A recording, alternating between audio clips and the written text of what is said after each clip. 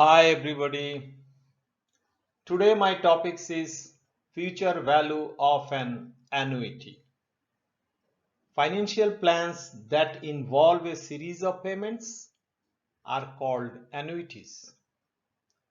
Now question is, what is ordinary annuities? Simply I can say it is an annuity in which payments are made at the end of each payment intervals. The time between payment, it is the payment periods, we can see it here, and the time from the beginning of the first payment periods to the end of the last periods, it is called term of annuity.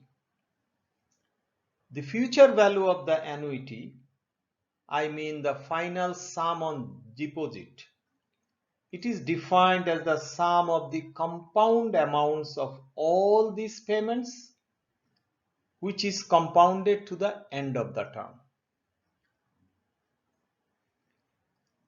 Here there is a formula for finding future value of an annuity.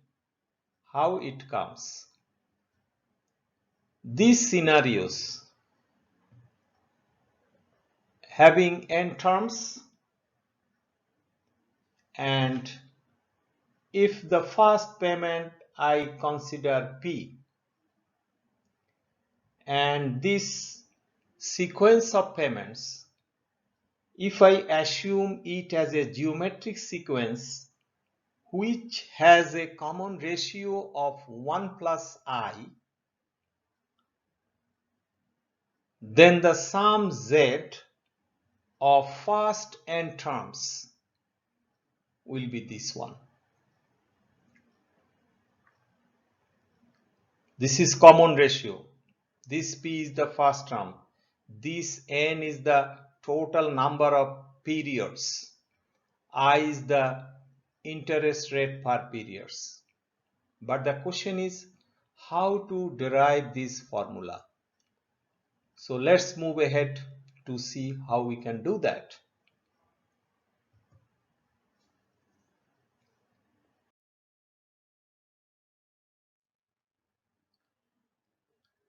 Here, to generalize one important thing, that is, first we suppose that payment of P dollars,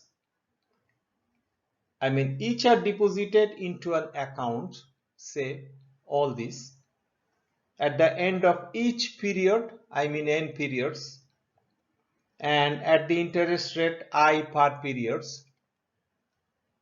So the first payment P dollars, most important point, this first payment P dollars, it will produce a compound amount, and it is this one, this first term. And second payment, it will produce this one. Third payment will produce this one. Fourth payment here. What about the last payment? Last payment will produce the term this one. But this payment earns no interest. This one, this last payment, it earns no interest. That is why it contributes just P dollars to the total. And this Z represents the future value of the annuity. Now we want to use this sequence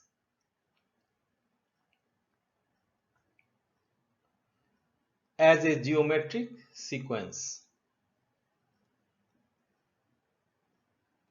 So to do this, we will write this sequence in reverse order, like this. This last one will be here, then this one will be here, and this first one will be here. So let's see in the next slide how we will handle this reverse ordered equations, I mean this sequence.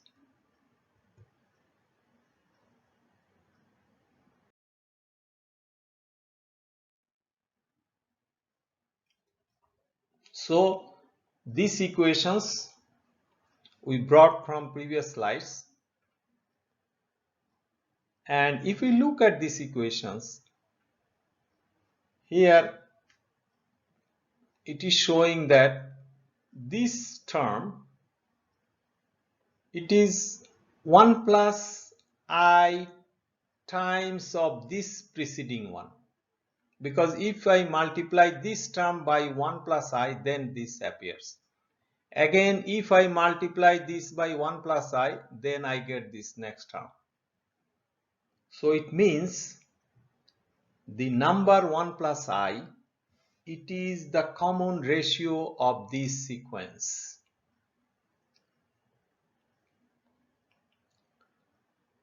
As well, I will show you about the positions of this sequence.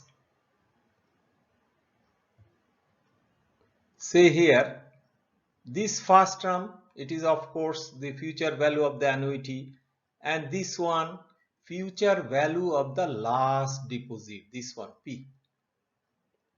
You remember we discussed that last payment, it will have no interest from here.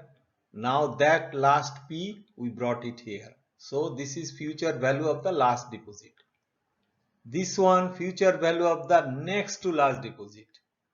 So future value of the first deposit. Now we got the clear picture of all these terms. This is the future value of the first deposit.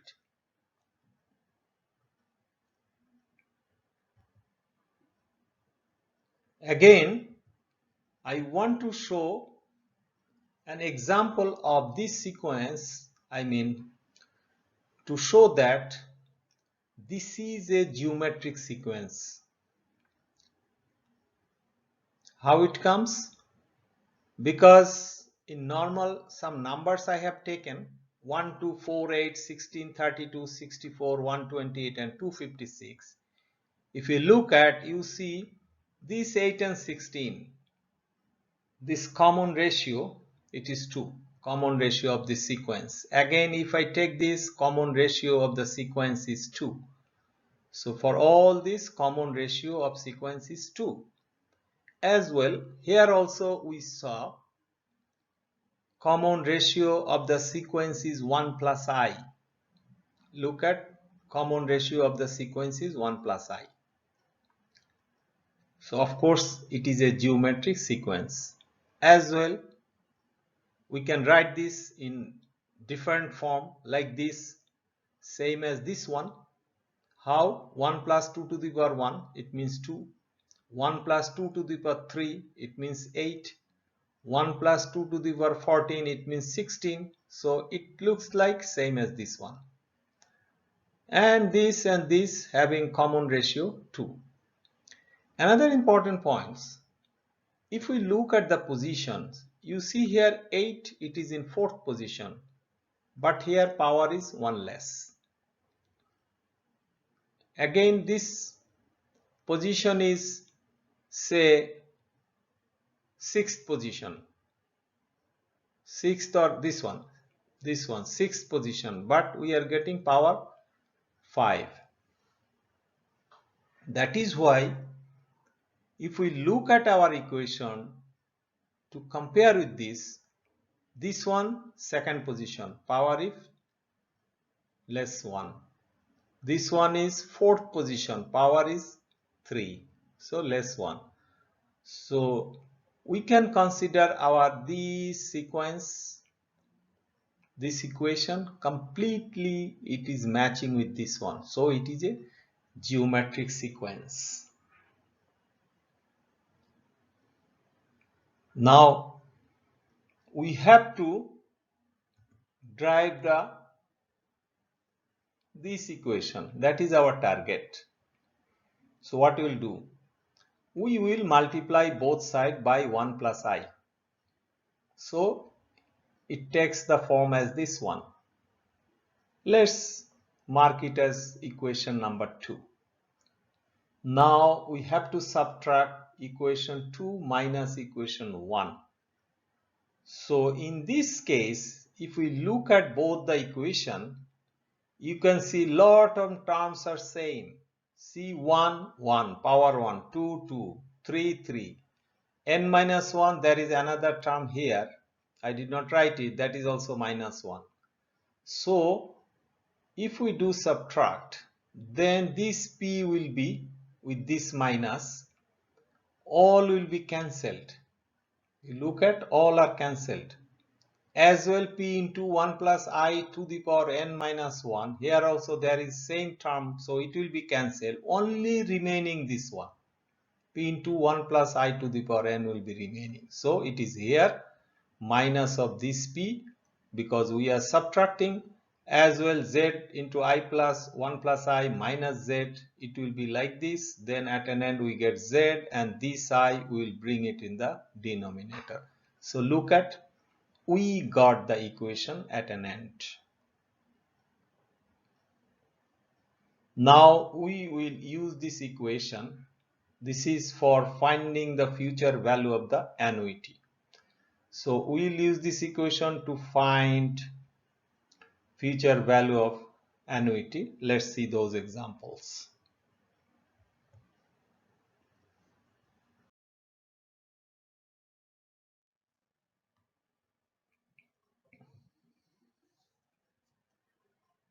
Here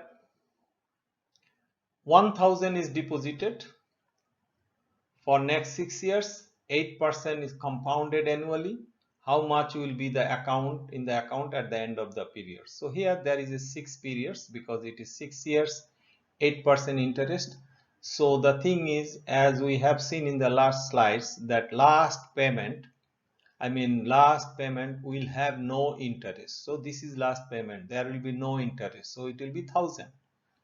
Previous one will be 1 year interest. So equation will be like this: 1 plus r to the power t, or 1 plus I to the power n.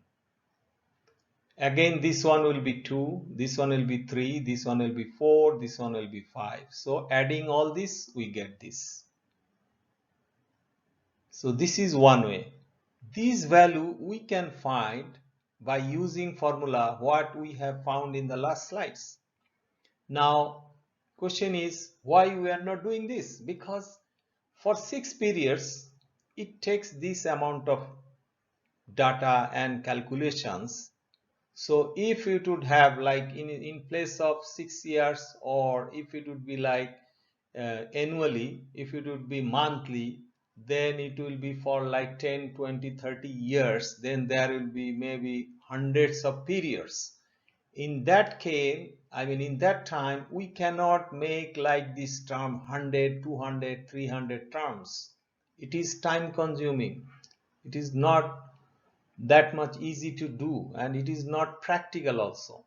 So what we will do in that case, we will use the formula what we got in previous slides. Just I put here this one to show you the example. For a small we can do, but for bigger size of the problem we cannot do this. So let's see in the next slide how to get the same value using the formula.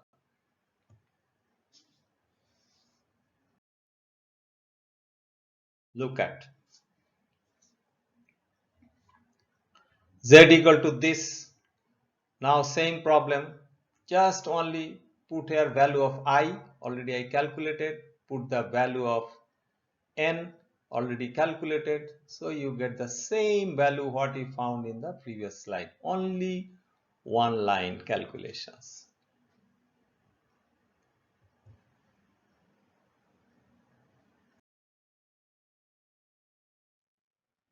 I kept this example same as previous one, only the changes is in previous example it is showing compounded annually, but I wrote here compounded monthly to let you know how to put the data here.